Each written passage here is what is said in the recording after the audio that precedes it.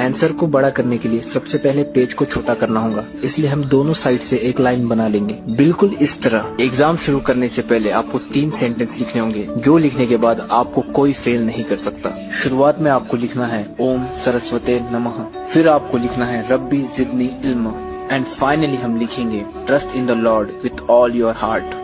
क्योंकि हमने Bhagavad Gita, Quran and Bible तीनों ग्रंथों से मदद ली है, इसलिए सामने वाला टीचर किसी भी रिलीजन का हो वो हमें फेल नहीं कर सकता। अभी हमने हमारे पेपर के जरिए सामने वाले टीचर के दिल में हमारे लिए एक सॉफ्ट कॉर्नर पैदा कर लिया है, इसलिए अब आपका पास होना निश्चित है।